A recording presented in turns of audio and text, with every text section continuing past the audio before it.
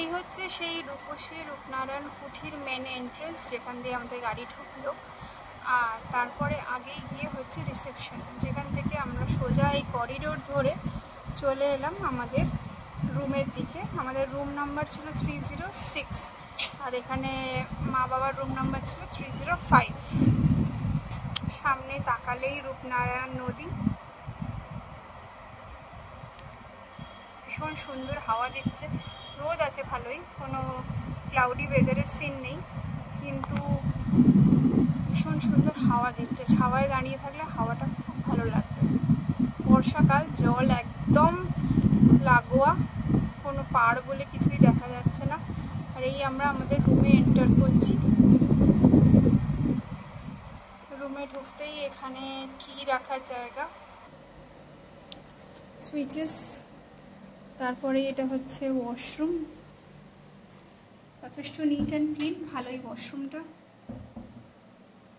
এখানে টাওয়েলসও দিয়েছে। আমি এখন বাথরুমে যাব, চান টান করবো, তার আগে একটা শট নিয়ে নিলাম। এটা শাওয়ার এরিয়া, এখানে গিজারও আছে।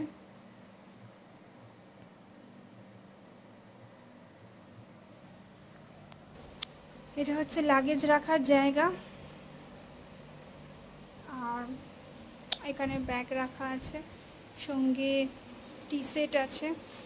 এখানে একটা বিগ মিরর, বসার একটা টুল, যেখানে তুমি নিজেকে ড্রেস আপ করার জন্য, মেকআপ করার জন্য রেডি হবে। এখানে একটা ওয়ার্ড্রোব, এখানে সুইচেস, সুন্দর করে বেডের মাথাটা সাজানো। ওখানে আর একটা ছোট টেবিল, তার সাথে সোফা, ওদিকে চেয়ার্স, এদিকে টিভি। আর সবচেয়ে মজার ব্যাপার, এখানে একটা খুব সুন্দর ব্যালকনি, যেটা পুরো গার্ডেন এরিয়ার সাথে কানেক্ট করছে। এই পুরো গ্লাস ডোর, আর তার সাথে সামনের দিকে এগোলেই সেই নদী। জায়গাটা খুব সুন্দর, ভিউটাও খুব সুন্দর। যেখানে রুমটা পেয়েছি সেটাও খুব দারুণ। জাস্ট দুপা সিঁড়ি দিয়ে নামলেই সামনে গার্ডেন, ওইখানে কৃষু আর কৃষুর পাপা দোলনা চড়ছে। সামনেই পুল এরিয়া, যদিও পুলে নামার প্ল্যান আপাতত নেই, যেহেতু কৃষুরও কফ অ্যান্ড কোল্ড, তার পাপারও কফ অ্যান্ড কোল্ড। আর এই বাকি রুমস দোতলাতেও আছে, একতলাতেও আছে। আমরা একতলাতেই প্রেফারেন্স ছিল, তাই একতলাতেই পেয়েছি, খুব সুবিধে। বারবার স্টেয়ার্সের ওঠা নামার নেই, সমস্যা হবে সেই জন্য।